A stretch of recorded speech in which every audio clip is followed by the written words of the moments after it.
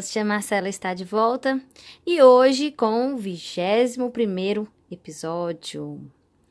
Gente, eu estou morrendo de saudades de vocês e muito feliz por estar mais uma vez aqui contando mais uma história.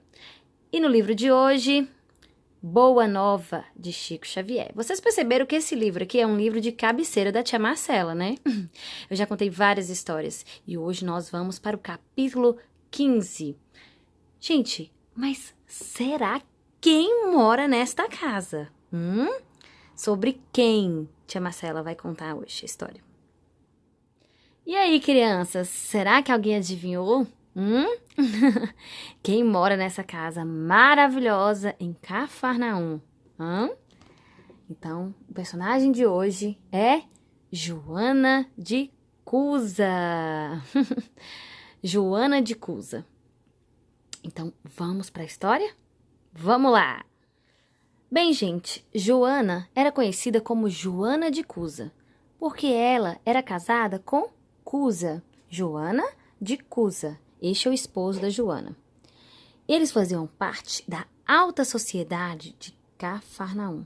E por muitas vezes, gente, Joana era vista no meio da multidão, seguindo o Mestre Jesus. É uma mulher de rara dedicação e um nobre caráter. Mas Cusa, ele era funcionário do Império Romano. Ele era intendente de Antipas. Intendente, gente, é tipo uma figura da administração política. Ele trabalhava, era um funcionário do Império Romano.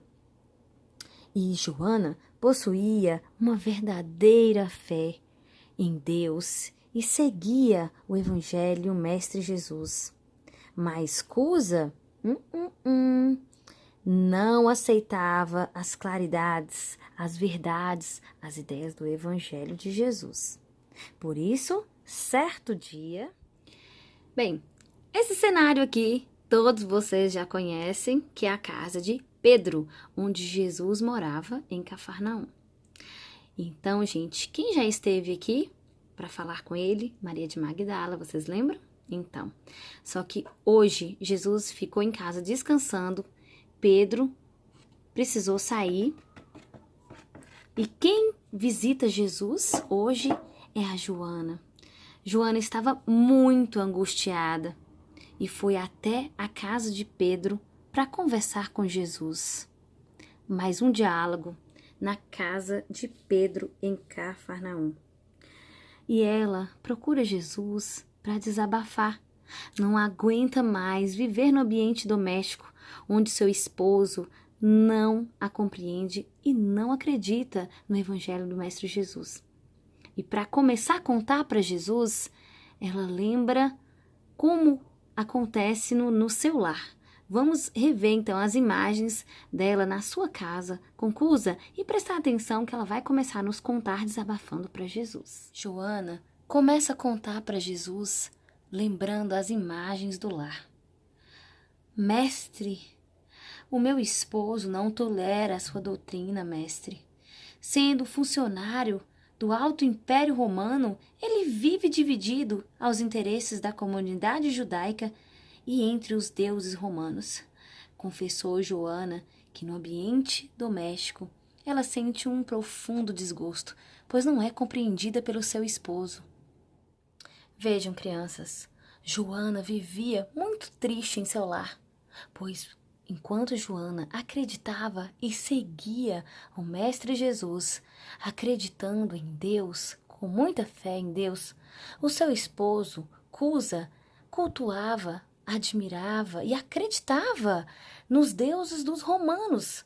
Os romanos, crianças, acreditavam não num Deus único, assim como trouxe Moisés e também Jesus, dizendo que Deus é nosso Pai, o único Deus. E os romanos pareciam muito os egípcios também, acreditavam em vários deuses. Crianças, só que eu dei uma pesquisada, eu achei 29 deuses romanos. Coloquei alguns aqui na parede da casa de Cusa, tá? E vou mostrar para vocês alguns. Esse daqui, ó, é o deus Apolo. Eles acreditavam que O deus Apolo era o deus da música, da poesia, do sol. Ele é considerado o protetor das artes. Este daqui é o deus Mercúrio, é o mensageiro dos deuses, protegia as estradas. Ele parece muito com o Thor, né, meninos? Olha, mas não é o Thor, não, é o Mercúrio. Essa daqui é a deusa do amor. Eles acreditavam que ela surgiu das ondas do mar. É a deusa do amor e da beleza. Essa outra aqui, ó, é a deusa Flora. Ela abençoava, protegia tudo que floresce na natureza. E a outra aqui do cantinho, que não tá dando para ver muito bem, é a deusa Minerva. A deusa Minerva é a protetora do comércio e da indústria. Então, ele ficava dividido, gente, entre a cultura dos judeus, que ele era judeu, com Joana, mas entre os deuses dos romanos. E como ele era um político, ele ia muito, gente, segundo os interesses dos romanos, da política, porque o Cusa era muito materialista. Ele não conseguia entender, compreender as belezas do evangelho que fala do reino de Deus. Então, voltando para a casa de Pedro, lá em Cafarnaum, e Jesus, após ouvir tudo que a Joana contou para ele, de forma bem serena, responde para Joana: Teu esposo não te compreende a alma sensível, Joana? Mas compreender-te-á um dia. Não te acharias ligado a ele se não houvesse para isso uma razão justa. Joana, há só um Deus, que é este o nosso Pai. Se você servir de forma amorosa e dedicada, estarás cumprindo a vontade de Deus. Joana, você que sempre fala, entende e defende o Evangelho, deves amá-lo mais ainda. Crianças, Jesus quis dizer a Joana que por mais que Cusa acredita em vários deuses, ele afirma para Joana que só há um Deus, que é Deus nosso Pai. E que se ele no momento não compreende o coração dela, a alma sensível dela, para ela ter paciência. Se ela entende o Evangelho, ela tem mais facilidade de amá-lo e compreendê-lo. Jesus ainda disse a Joana que não é por acaso que ela se encontra ligada a ele. Isso significa o quê, crianças? Que não é por acaso que estamos na mesma família. Não é por acaso que é marido e mulher, filha e filho, mãe, filho, pai, filha, irmã, irmão. Estamos todos juntos na mesma família, dentro de um mesmo lar, com um propósito. Nada é por acaso. Agora, vamos ver o que Joana responde para Jesus. Joana então disse: Mestre, as suas palavras aliviam o meu espírito atormentado e preocupado. Mas, porém, mestre, eu tenho muita dificuldade de conviver com Cusa, porque ele pensa totalmente diferente de mim, mestre. O senhor não acha que seria certo ou seria melhor que eu lutasse para impor os vossos princípios, os teus ensinamentos? Assim, mestre, eu estaria já preparando, levando, transformando meu esposo para o seu reino, o reino de Deus. Gente, Joana então pergunta para Jesus o que ele acha, se ela poderia impor a crença dela, o que ela acredita para Cusa. Tipo assim, Cusa, o evangelho de Jesus que é o certo, esquece todos esses deuses e pronto, acabou. Ou é assim, ou o casamento tá tudo acabado. Porque quando a gente fala a palavra impor, crianças, é obrigatório. Quando ela quer impor o evangelho de Jesus para Cusa, ela quer obrigar a que ele esqueça os deuses romanos e acredite no que ela segue, que é o Mestre Jesus. E aí, hein? Será que Jesus vai concordar? Jesus vai mandar Joana impor a verdade do evangelho à força, de qualquer jeito para Cusa? Será que Jesus vai responder? Vamos ver, eu tô curiosa. E o Cristo sorriu serenamente e responde para Joana: Impor? Obrigá-lo a mudar, Joana? Por que motivos você acha que Deus não impõe a sua verdade, o seu amor aos tiranos. Tiranos são aqueles que fazem o mal na terra.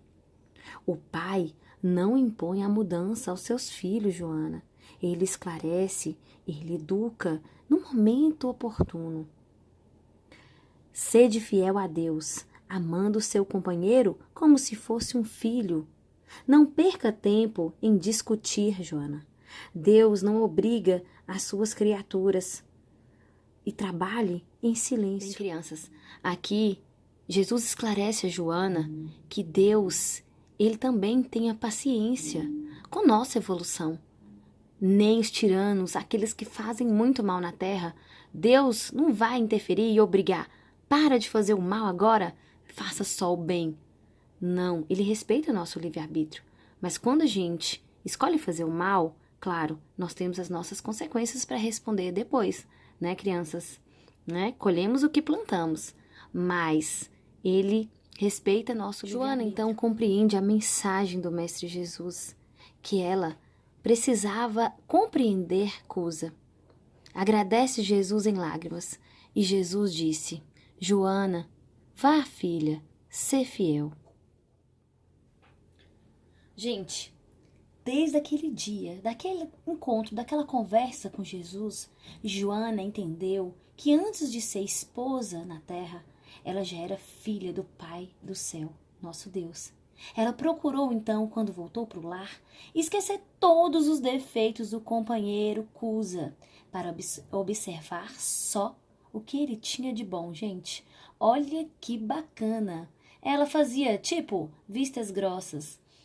Não prestava muita atenção nas coisas negativas, nos defeitos que ele tinha, e passou a prestar atenção e valorizar só as qualidades que ele apresentava. Porque, gente, vamos combinar uma coisa, né? Por mais defeito que aquelas pessoas que nós convivemos tenha, todos nós temos também as nossas qualidades, algumas coisas boas. E foi isso que ela fez.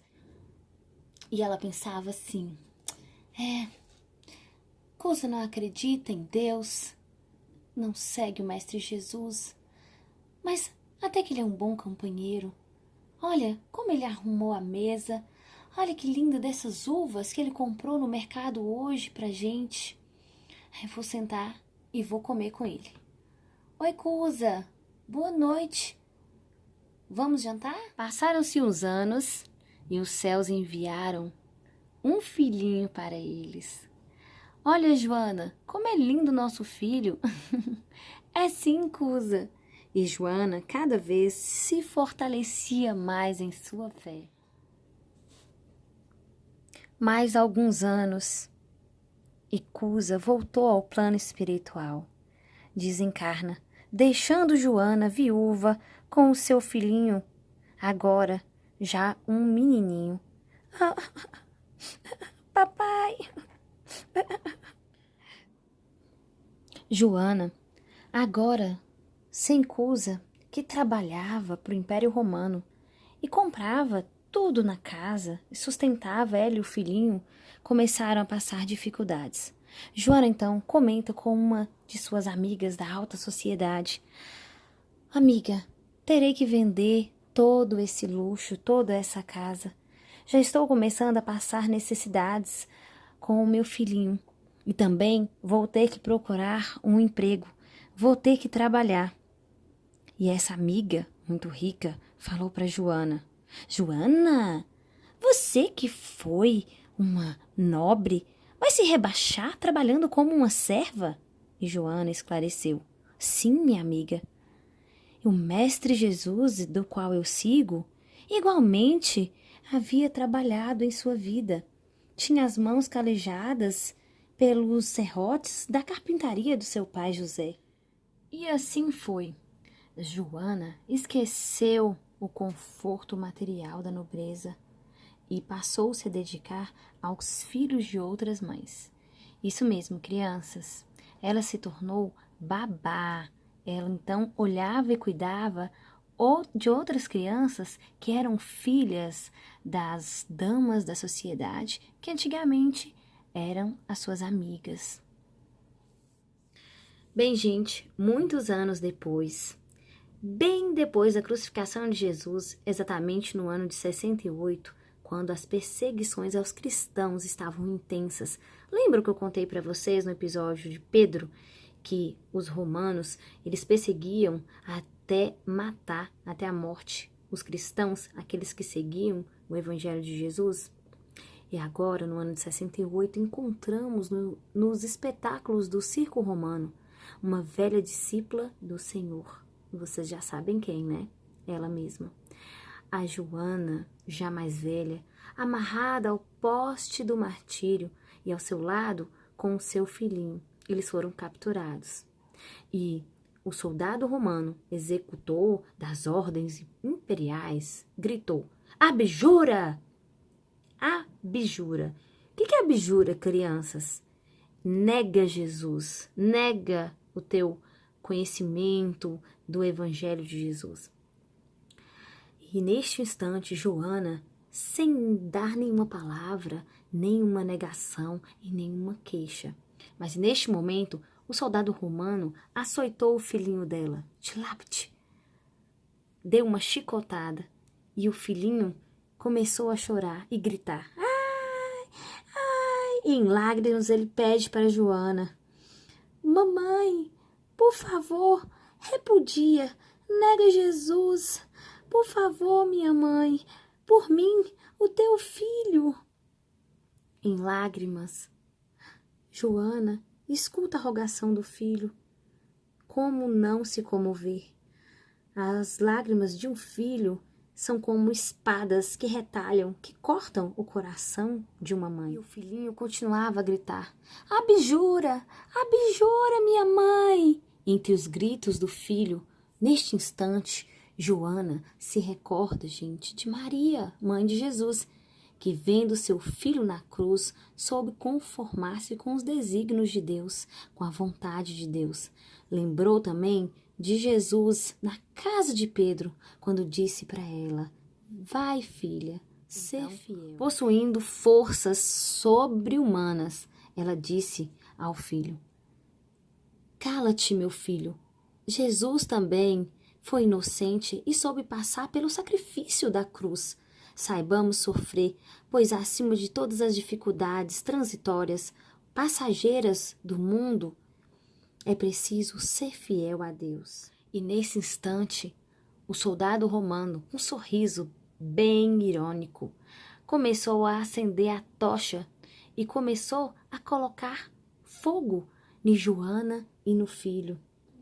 E neste momento, as chamas começavam a lamber os dois corpos, quando o romano virou para Joana e disse: o teu Cristo soube apenas ensinar-te a morrer? E a velha discípula de Jesus teve ainda forças de dizer baixinho a ele: não apenas a morrer, mas também a vos amar. E depois disso, o fogo já havia tomado conta de todo o corpo. Eles, neste instante, estavam morrendo, queimados em uma fogueira no circo romano. Quando, de repente, nesse mesmo instante, Joana sente as mãos tocar em seu ombro. As mãos consoladoras do Mestre Jesus. Lhe tocava suavemente os ombros e escutou uma voz carinhosa e inesquecível: Joana, tenha bom ânimo, eu estou aqui. Bem, gente, chegamos ao final de mais uma história. Espero que vocês tenham gostado, se emocionado bastante com a história de Joana de Cusa. E aí, gente, o que é mais difícil, Joana aprendeu com Jesus, né? Que é amar aquele verdugo, né? Aquele soldado romano que estava fazendo mal a ela e ao filho, tocando fogo. O mais difícil é aqui na terra a gente aprender a amar a quem nos faz o mal, a perdoar a quem nos prejudica, a compreender e a amar o companheiro, que era o seu esposo, que pensava diferente dela, que não concordava com o que ela acreditava. E a gente compreender, perdoar, ter paciência, ensinar, estender a mão àqueles que ainda estão na ignorância, que não têm o conhecimento do Evangelho. Então, gente, um super beijo da tia Marcela. Tchau, crianças. Fique com Deus.